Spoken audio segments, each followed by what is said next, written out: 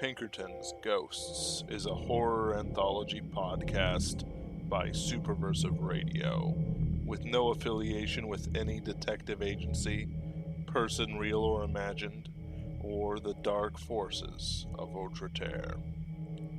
It is not intended for children.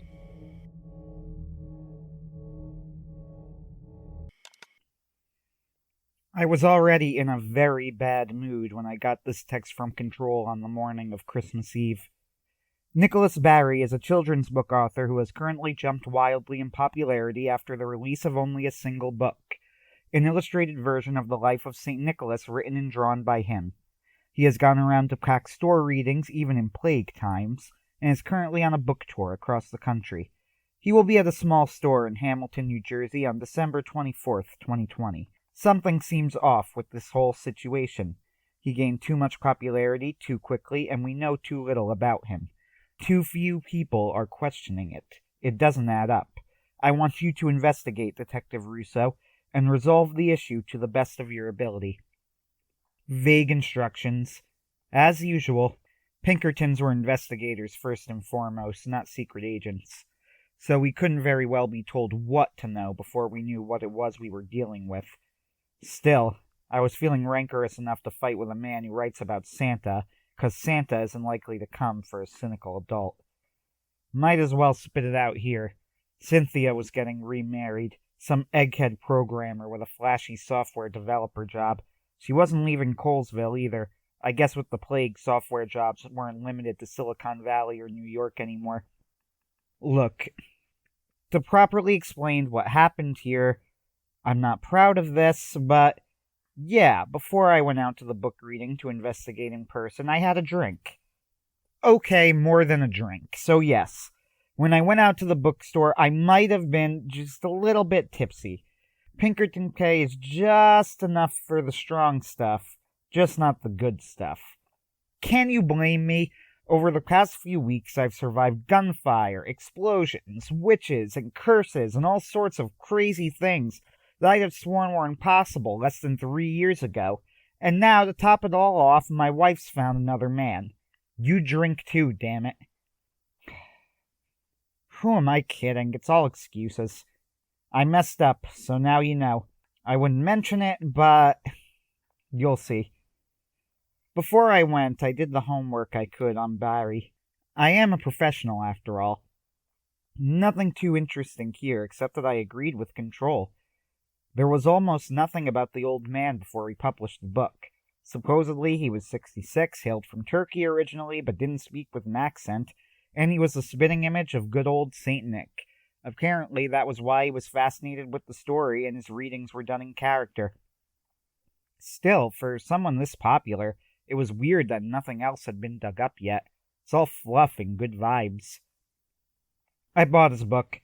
Pretty good for a children's book. Nice illustrations, which were done by him. Told the story of St. Nick well. I have nothing bad to say about it. No mind control to force good sales, except the natural kind of good craftsmanship. I showed up to the book reading at 12:15 p.m. It had just started snowing out. And in case you're wondering, no, I didn't drive drunk. I was staying near the town in a motel overnight in case I needed to stay nearby, and took an Uber over from a bar. The bookstore was pretty packed with a bunch of masked kids and their parents sitting spread out. Nice turnout for a book reading. Barry was dressed as the saint, red and white with a few Catholic ornaments, and read the book with a cheerful, animated air. It irked me. I walked in late and listened for a few minutes before I started speaking. If you want to know why, well, first, I'm not proud of this, but I was drinking, remember? So that's why. I was having a rough go of it. When he got to the part about St. Nick delivering presents to children through their chimneys, I had enough and stepped forward. Oh, you did, huh? You do it in the middle of a plague? Barry looked up from his book. I'm sorry? I don't know how obvious it was that I'd been drinking, but so far people were just confused about me. You know, that saint, the one who went around bringing presents. Good old St. Nick. He risk a visit from old Corona-chan? Is he just a little too afraid of disease? Is St. Nick showing up to the hospitals this year? I wasn't even totally sure what I was saying. I didn't mean any of it. It was just my resentment at life in general pouring out. The parents were starting to look uncomfortable, and I think the owners in the background were trying to figure out what they could do to get me out. But Barry looked at me with compassion, I guess. "The saint works for God, sir." "Oh, is it God who he works for? More rotten then for all the kids here with all the good God's done. What can the saint do, huh? How is he gonna help guys like me? You gonna read to me at my bedside?" Barry stared at me for a second and then said, "Make a wish, and it'll be granted." "A wish? You want my wish?" I laughed humorlessly. At this point, the owner of the store grabbed me on the shoulder and started to guide me out. I threw him off and turned towards him. "Don't worry, I'm going. But hey, say, Nick, you want to help me out? Get me my wife back. How about that?" The old man nodded at me sagely. "Done." Nothing happened. I laughed bitterly and walked out. I decided to walk back to my motel. It was cold, and the walk would be about a half hour, but it saved money, and frankly, I needed to cool down. 5 minutes out, and I already regretted the entire interaction. What the hell was I thinking? Maybe I'd send the bookstore owners a letter apologizing or something. I was still in a rotten mood, and despite trying to avoid it, my mind kept slipping back to Cynthia. When I got back to the derelict motel, I decided to spend a few hours writing my report to Control. I know it's a recording, but you always write out what you want to say in advance to make sure you don't leave anything out. By the time it was finished, it was past 9 and I was tired. I wasn't a fast writer and I kept procrastinating. Cheap cable TV is just so satisfying when you need to think about anything else at all. I decided to just go to sleep for the night and record my report in the morning. As I laid down the cheap, shabby motel bed, I thought of Cynthia one more time. Tonight would be her wedding night. Can you imagine? Married on Christmas Eve. We were married in the summer. I wouldn't think she'd go for a winter wedding. I guess you only think you know some people. Before I fell asleep, I took off the ring of Dispel, the ring that broke enchantments and allowed me to see through the veil to the supernatural powers on the other side. If I wore it while I slept, I'd get horrifying nightmares. To be safe, I kept it tied around my finger with a loose piece of string. It wouldn't stop a thief with an access card and a pair of safety scissors, but it would do much just to stop a fae. As soon as I took it off, I immediately got drowsy. Really drowsy. So drowsy that my eyes were closed the second my head fell back upon the pillow. I woke up with a start, feeling confused. For some reason, my blanket felt a whole lot thicker than it had last night. And the mattress was softer, too. Nothing gave me the feeling of something dirty that had only been half cleaned. I blinked for a few seconds, looking around, clearing the cobwebs out of my mind. And then I saw her. She was sleeping next to me, just like she always used to. Her beautiful, flowing blonde hair was a tangled mess. I didn't know what she was wearing since she was covered by the blanket, but knowing her and... Oh, I knew Cynthia. It was probably just some loose t-shirt and tight short shorts. But there she was, just like that. I couldn't speak. I couldn't think. With a trembling hand, I reached out and touched her on the arm. She was real. All the right flesh, the warmth, even how her hair reacted to the static charge. She opened her eyes blearily and gave me a smile. "Oh, good morning, darling. Is it time to get up already?" Here she was in front of me, all of my bitterness, all of my anger at her, all of my regret fought inside of me as I tried to figure out what to do and what to say. Well, what would you do? I did the obvious thing, and I can't say I regret it. I sat her up and kissed her long and hard. God, I had missed Cynthia. And even more amazingly, she kissed me back. After what felt like hours, but was probably seconds, she pulled herself back. "Not that I have a problem with it, Shawnee, but I don't think now is the time. Christmas Eve and all, but you have a meeting with Mr. Washington at the Red Stag pub, remember?" I didn't remember. I was still confused and overwhelmed, but I had been trained by old Tom, and that part of my brain was starting to kick in. Getting transported to bizarre alternate realities was not unheard of in the Paranormal Pinkertons, and my lessons on it were clear. The smart play would be to play along as best as I was able until I understood what was going on. It was this training that I latched onto as I tried to make sense of things. Obviously, I was in a world where Cynthia and I were together. I needed to figure out what was going on and decide what to do about it. If anything. With this training in mind, I put myself into detective mode. The Red Stag, right. What time was the meeting again? Cynthia looked at me, confused. Come on, Shawnee, how could you forget? We've been planning this for months. It's at 10 o'clock. I nodded and tried to sound confident. Of course it is. Let me prepare my stuff and I'll be out soon. I looked at the clock, which I recognized. It was the same digital clock we'd had when we'd lived together. It was showing 8:05. I went to the walk-in closet at the back of the house and tried to gather my thoughts. Slowly I could feel new information settling into my brain as if it was slowly adjusting to this new reality. This wasn't the house Cynthia and I had lived in, but it's even larger. A quick glance out the window told us we still lived in Colesville, but this time the development was Coles Hunt. Larger houses and even more property outside. As I looked around, my brain filled in gaps and answered questions I had, like a puzzle slowly being put together piece by piece. Years ago, Cynthia left me after a series of disastrous real estate deals fell through and I lost ridiculous amounts of money in the housing market, then turned to drink to try and stop thinking about it so much.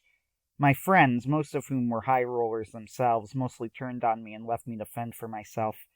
Depressed and just about suicidal, I drove out in the middle of the night drunk for hours into the middle of the Pine Barrens, and... well, that isn't the point. Point is, this time it was different. My deals never fell through. They were successful. I never became a drunk. My friends never left me behind. And I was still married to Cynthia. That was my new reality. But why? As I shaved and showered, look, what else was I going to do? I thought it over and then remembered. Barry! My wish. Could it be true? Had he made the wish come true? Who else could it be? It's like I was wrong. There was something supernatural about the old man after all. And there was something else, too. It wasn't Christmas yet. It was still Christmas Eve. The day had started over. Well, it made my way forward obvious. I had to get back to the bookstore in Hamilton by 12 o'clock, and it was an hour's drive from here. Yeah, that was the way forward. Wasn't it? Did I really want to leave? Cynthia was no illusion. This reality was real. An alternate reality, perhaps, a different timeline, but real. Why should I go back? No, really. Why? The people I helped? Sure, I'd help some folks as a Pinkerton, but the Paranormal Pinkertons were an organization. They'd have found somebody else to do the job, if not me. Surely I wasn't so important to the organization as all that. So, if not that, why? Why not just live here? I needed time to think. Cynthia was preparing herself alongside me, and when we were done, she looked drop-dead gorgeous in a beautiful little black dress. I guess classics are classic for a reason. She smiled at me as I tried not to gawk at her. Look, I promise I'm not normally like this around women, but it had been so long since I'd seen Cynthia. And like this. Ready to go, Shawnee. Oh, you bet. I'm looking forward to the meeting. The puzzle pieces connected further in my head. The meeting was about the creation of a whole new housing development in Colesville, and my company was going to be heading the project. Mr. Washington was the man in charge of the building company. We'd apparently been negotiating with him and his team for months. As we drove through the town, in, I noted, my own Camaro, Cynthia chatted with me cheerfully about aimless things. The Red Stag pub was about a half-hour away. I kept up the conversation while she talked, and in the meantime I went over the situation over and over again in the back of my mind. Then I frowned. A new puzzle piece had fallen into place in my head. Hey, Cindy, what happened to Colesville Chase again? She laughed. Quit kidding around, Sean. That Orsanto warehouse deal was our big break. Her eyes weren't looking at me, but they glittered. I looked at her in surprise as we stopped at a light. Orsanto warehouse? I know. I'm still surprised they okayed it, too. No, it wasn't very popular, and a lot of residents had to move out of the area because of the chemicals they were using, but it worked out for us. Click, click. More puzzle pieces had slid into place. Apparently, while I was on a winning streak, Orsanto approached the town about building a warehouse near a developed area. They were laughed out of town till I, seeing an opportunity for big money, offered to hook them up with some big money lawyer friends I knew who used to work for the town. It took a year and a half, but not only did I get a substantial cut of the sale of the land, I also helped move the residents of Colesville Chase out of town. None of them were any of the wiser that I was in charge of it all in the first place. Had I really done something like that? Cynthia frowned at me. You're not acting like yourself, Shawnee. Is something wrong? Instead of answering, I said, tell me about this new housing development. Cynthia looked more annoyed than worried. Stop kidding around. You know all about it. Lots of homes grouped close together to save room, sold cheap with high interest rates. The mortgage loans are killer. We're going to take advantage of the lower market values with the warehouse in place. So what? You're not the one who decides how the market works, Sean. We talked about this. She laughed and rubbed my arm. I'm not getting cold feet now. Come on, we'll talk some more tonight. It's not like that stuff ever stopped you before. I wrestled with this new information. Was I really the sort of guy who would do this sort of thing? Could I live with myself? But I knew the answer to that. Was I okay with giving up Cynthia? That I didn't know. I turned towards her. Say, are we heading to midnight mass tonight? Now she was flat out angry. Cut the crap, Sean. We haven't been near a church since the day we got married. Now enough of this and focus on the deal. Not since the day we got married. Of course not. I pulled over to the side and looked Cynthia in the eyes. Cindy, I'm going to drop you off home, and then there's something I need to do. Stop that, Sean. We have something to do, remember? We have to see Washington about the development. What has gotten into you today? Cynthia, I love you. I've always loved you. I still love you. But you need to stay home. You've never so much as blinked when the lawyer told you it's not about that. As we talked, I had already started to drive back to the house. Well, I talked. By the time we got back, she had been yelling at me for 5 straight minutes. When it was clear I wasn't going to go to the Red Stag, she finally got out, exasperated. Fine, I'll meet him myself. I don't know what you're on about today, Sean, but I am not letting this fall through. We worked hard for this, and we deserve it. You're ruining my life. She wasn't one of those girls who looked good angry. She got into our second car, a cute little Volkswagen Beetle, and drove off on her own, nearly taking the mailbox off. I almost said something about taking care when driving, but the words died in my throat like my strength. I watched her go with regret. I wished I didn't still love Cynthia, but I did. I was just going to have to live with that, I guess. But it was time I went back to that bookstore in Hamilton. By the time I got there, it was just hitting 12 o'clock p.m. Perfect. I parked outside and walked in and managed to get to Barry before it started. He was just opening his book when he saw me and could tell I meant business. I beg your pardon. Do I know you? Can it, Barry? You win. You granted my wish. Fine, okay? I take it back. I take it all back. My life is fine. It's great, even. Now send me back home. Barry looked at me sorrowfully, then shook his head. I can't do that. And why not? That isn't your wish. I thought about it for a moment. I grabbed Barry by the shoulders and this time spoke from the heart. Okay, fine, you win. This new life is pretty great. But I can't live in a world where I'm such a crummy guy to so many people, alright? Doesn't matter or not whether people know. Changed entire lives, ruined them, and cheated their dreams just for a bigger paycheck. I brought in Orsanto, and I don't even know what they're up to, but it's not going to be good, and I can't live like this. I wish you would return me back, if only so that I can live with myself. Nick smiled. There you go. That wish I can grant. Without warning, I felt woozy. I collapsed on the floor of the bookstore, only to wake up on my cheap motel bed sheets. Something was nibbling on one of my burger wrappers. Electronics crackled in the walls. It felt real. Just the right amount of crap in a motel like this. I looked at a broken clock, then at my phone. Still Christmas Eve. I showed up to Barry's book reading, and this time I stayed for the whole thing. I didn't say anything to him, but we looked at each other and shared a nod, and Barry smiled. Control, I have nothing else to say about the old man. He's just a popular children's book author. He's not going to hurt anybody. Trust me. As for the rest of my Christmas Eve, I drove over to the Cathedral of St. Francis of Assisi in Metuchen, New Jersey. They were giving out food to the poor. I figured I'd join them. Maybe I didn't have all that much going for me right now, but I was doing well enough that I could give out honest food instead of accept it. And that counted for something. Merry Christmas, Control. Sean Russo, signing off. For now. Pinkerton's Ghosts is a podcast distributed by Superversive Radio, licensed under an attribution non-commercial share-alike international license. This episode was written and performed by Anthony Marchetta. Ben Wheeler edits, directs, produces, and herds cats.